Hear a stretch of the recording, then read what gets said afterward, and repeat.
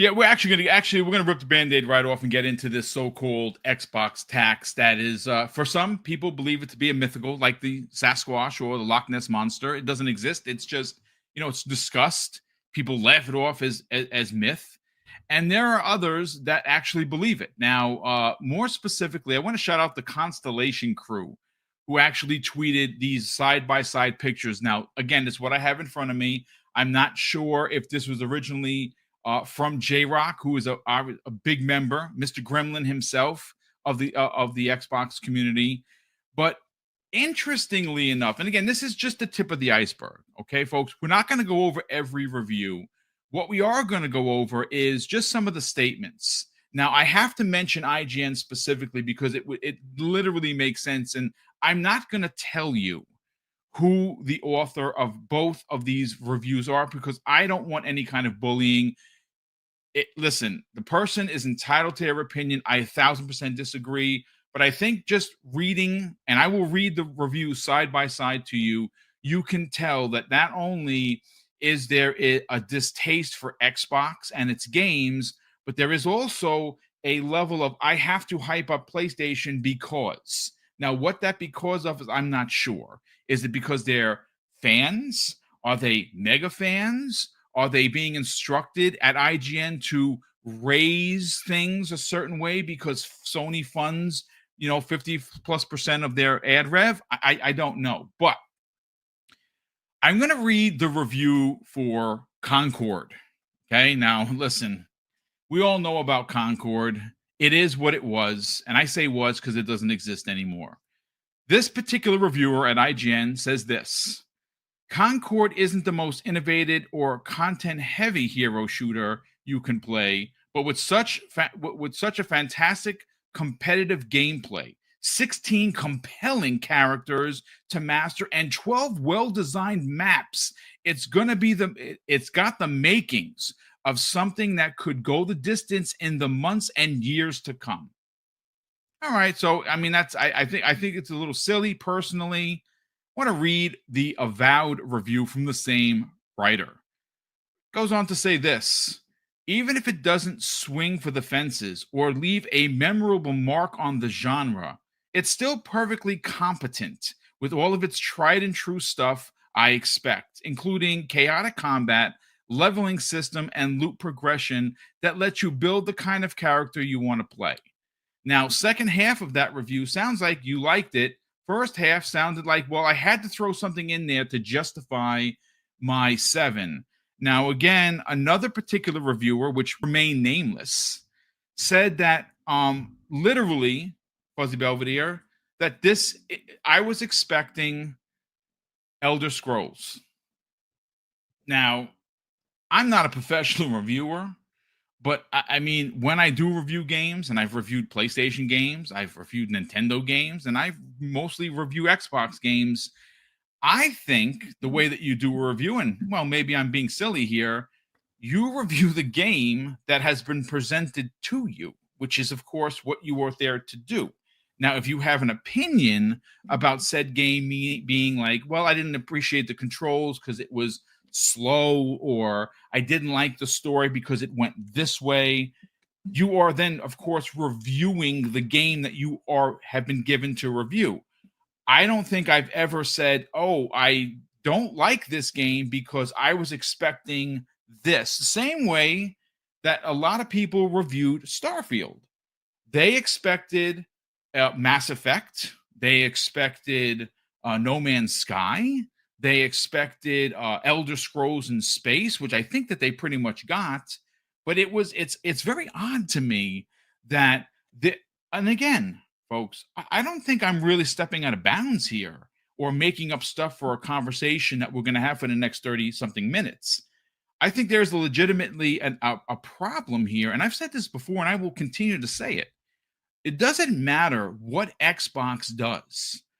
Their games are going to be panned. I've actually seen someone, and again, this was 2 different reviews, that in their said review that gave it a 6, took points off because it's in a quote unquote service. that it's a manageable service game, and they literally deducted points because it's in Game Pass. Now, I have a strong suspicion and a belief that if this had already had a PlayStation 5 logo attached to it, it would have had 1.5 to 2 points added to most of these sixes, giving it a 7.5 or an 8, which I gave it a 9.5. Danny Pena gave it a high ranking. Paris Lily gave it a 9.5. There were a lot of people that really liked this game. And you know why I think that there's a lot of horse shit going on with games media? Just look at the socials.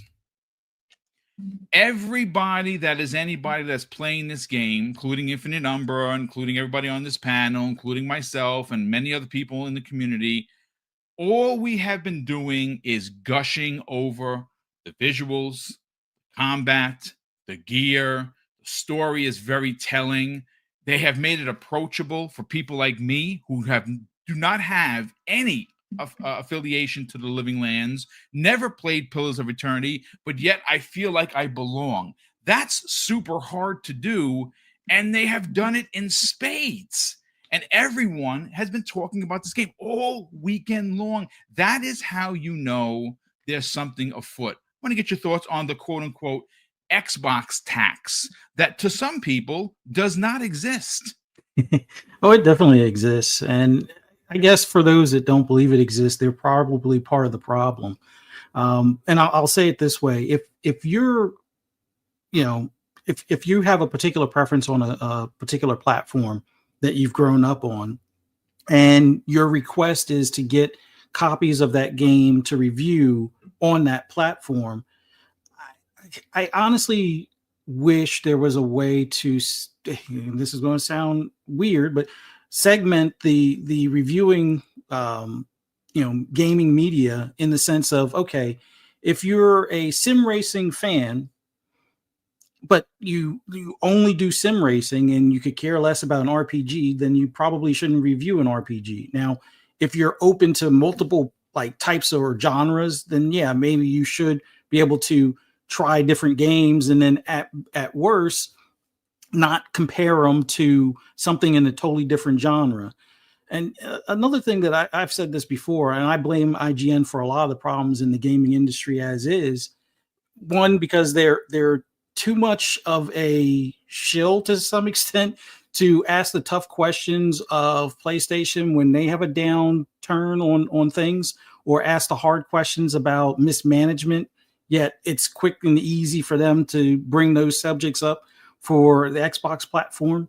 I mean, Bungie's a great example as opposed to like 343. How many articles did they write about, mismanagement with 343, and how many, mismanagement articles do we see about Bungie? We did see the one about the guy buying cars, but I think that was because there was no way of keeping that out of the gaming media at that point.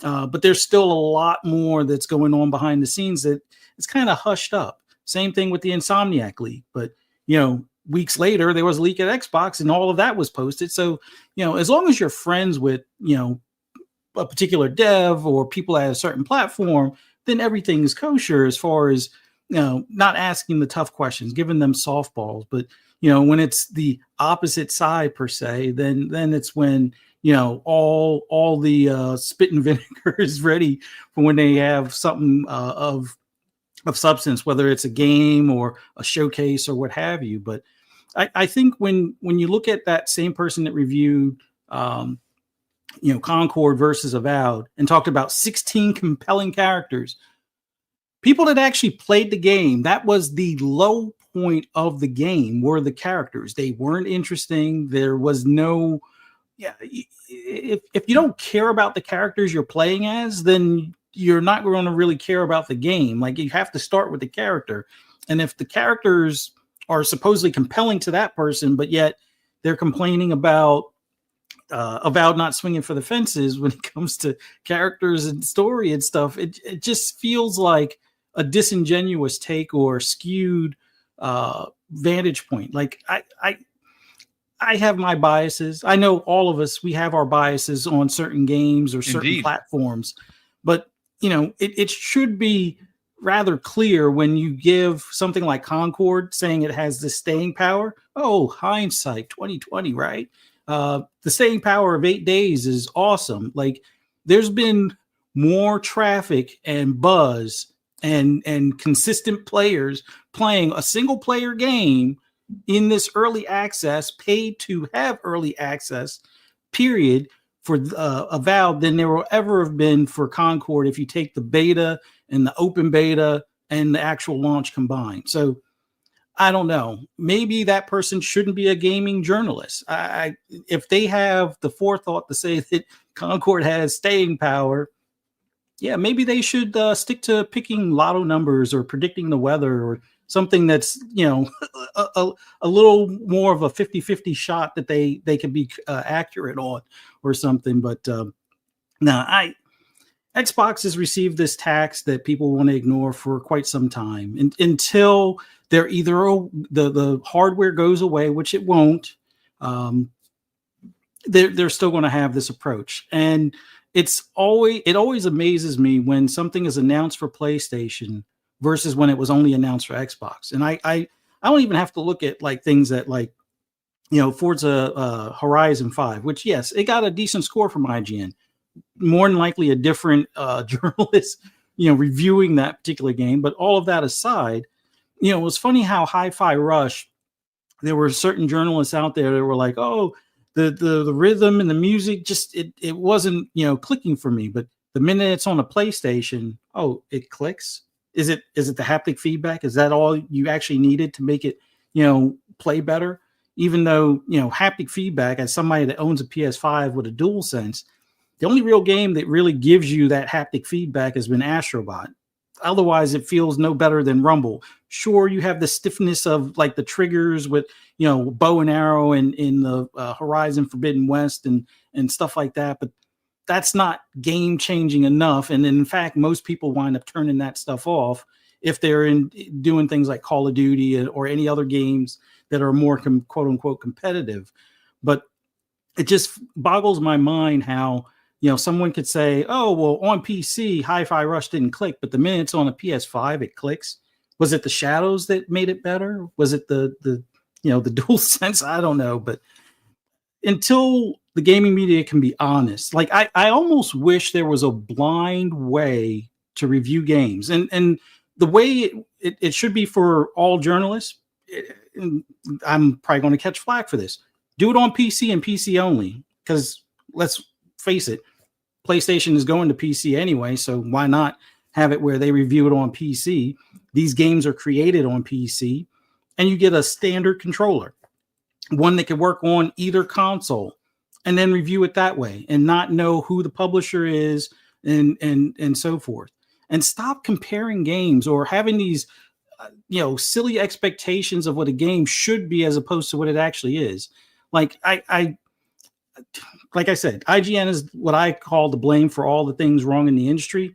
They're the ones that were adamant about killing Justice League or Suicide Squad Kills the Justice League. They wanted that game to die because it was not what they wanted to play. They wanted Batman Arkham with new skin as opposed to whatever Rocksteady created at that point. So even though it was fun, they kept on making, oh, well, there's not that many people playing. Oh, this doesn't feel like a game that can last long term. And it's like, because you're purposely trying to kill the game. Oh, let's play Far Cry 6. Oh, it's another Far Cry game. Well, it's a Far Cry game with the Far Cry name in the game. What do you expect out of them?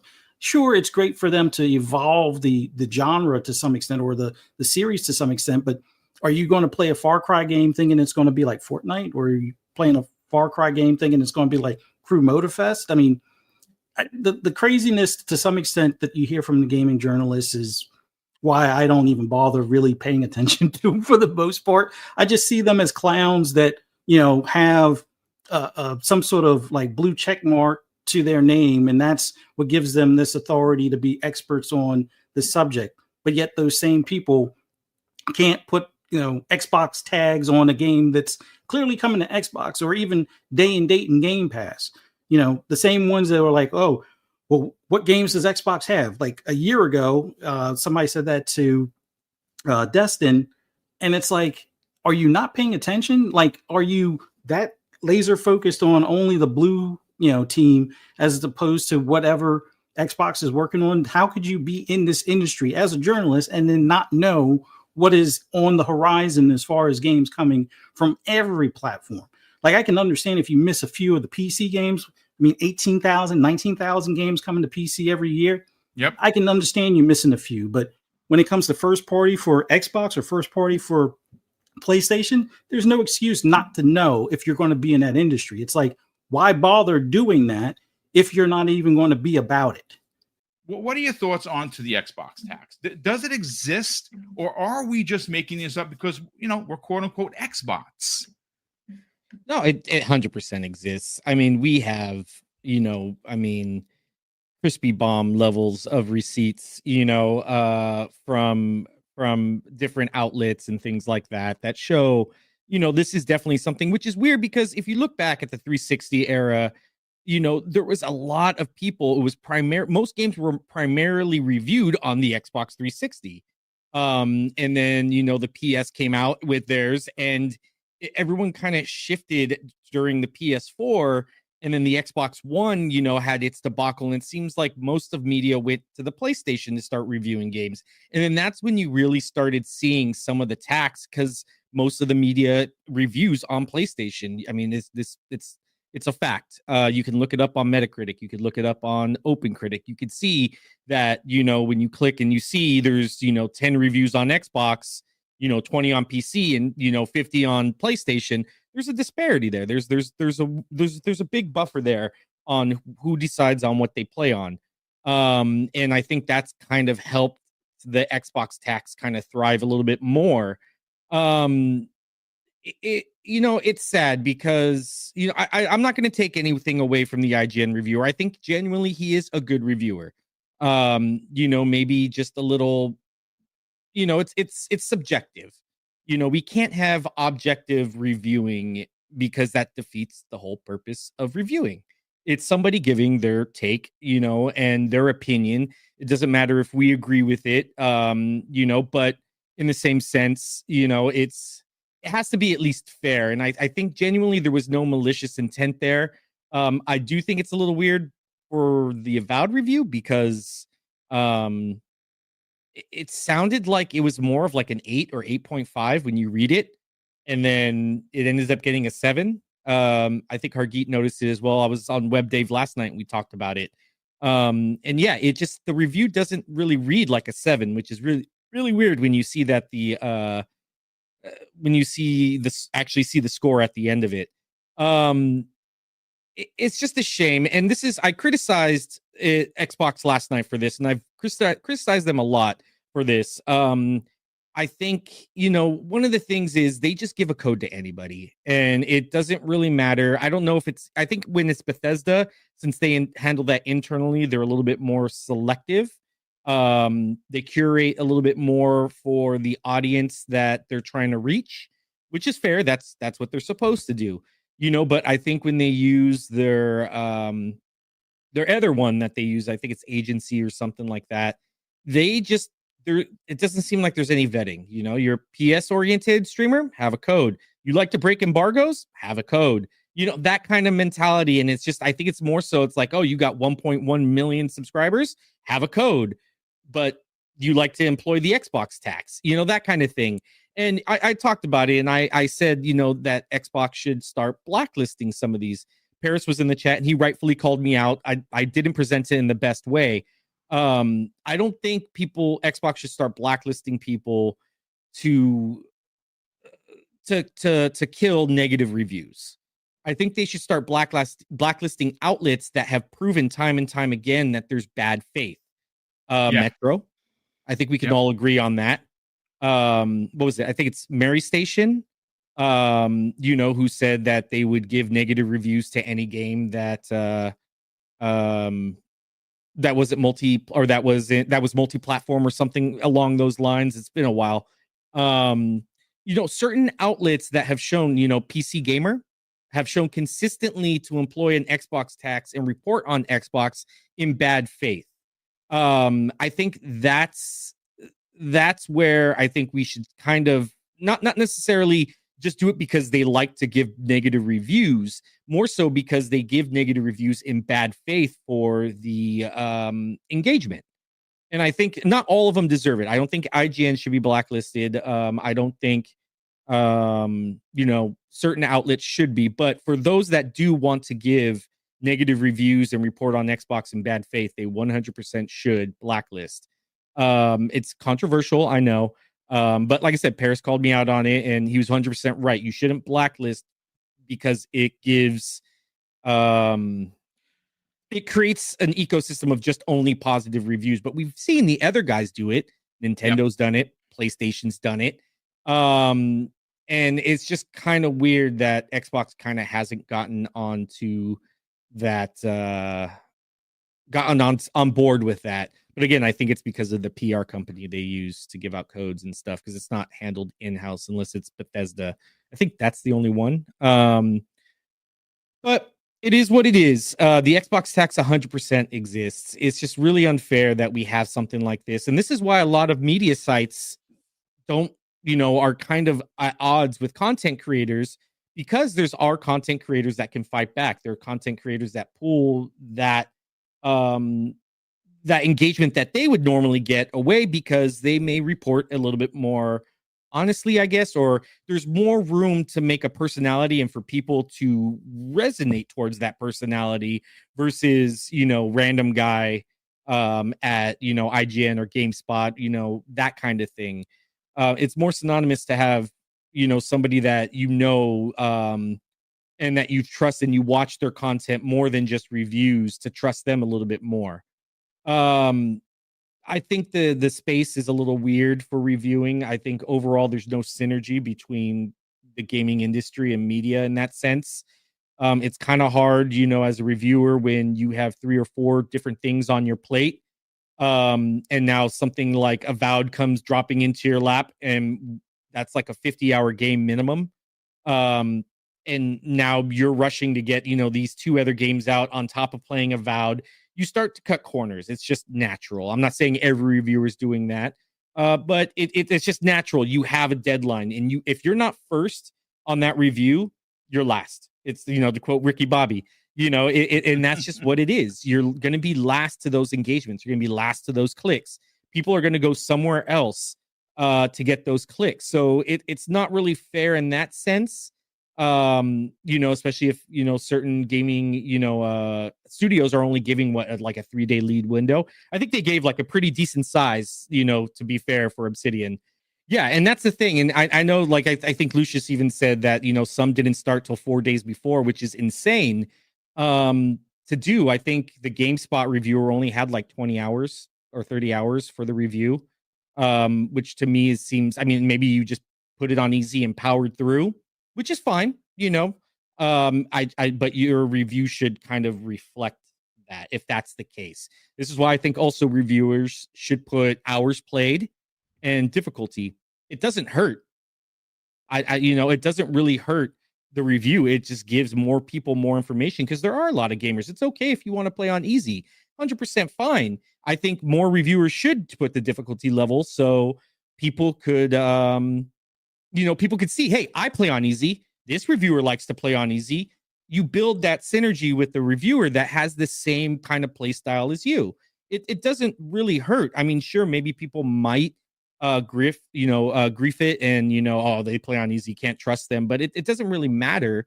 It's how you play and how you experience the game. And if you can help other people that play the same way as you, that's the whole point of a review. So I think most reviewers should start putting time played. They should start putting, it's very secretive on how they came to this review process. I just think the whole, and especially with Metacritic, where certain reviewers are given more points, or given more weight in the reviews than lesser outlets. I use the kind of thing where you have, 3 or 4 smaller sites that gave it 100, but because IGN gave it a 7, now you're seeing an 80. And it's like, well, that average doesn't really match up when you look at it. So I think overall it's a massive problem just in the industry in itself, that no one's really kind of working together to kind of fix and see. I think what Avowed did was great. 3 weeks. That's a lot of lead up time. It's very rare. but it's a lot of lead up time to play that game and to give it a fair shake. So when you start seeing these outlets that didn't, that's where I think you should kind of start looking at and seeing, hey, we're giving you a 3-week lead time to properly review the game, and you're not. Why are we going to give you another code if you weren't going to do the proper work to give us a review? So that's just what I think. I think the Xbox tax is real. I don't think people employ it maliciously. I think there are some sites that do, but overall, I don't think majority of media does it maliciously. It's just because they're, if, like I said earlier, they're ingrained to play and review on PlayStation. It just is what it is. We can't say for sure because we don't 100% know, but from the outside looking in, that's the perception. So I think there's a lot of work to be done, both from the gaming industry and both on media, to start giving the people, users and consumers, the real reviews that they really deserve. And just not, I don't know how to put it without it sounding horrible or making assumptions in that sense. I just think that there could be more synergy between what the industry does and how the media portrays it when it comes to reviews.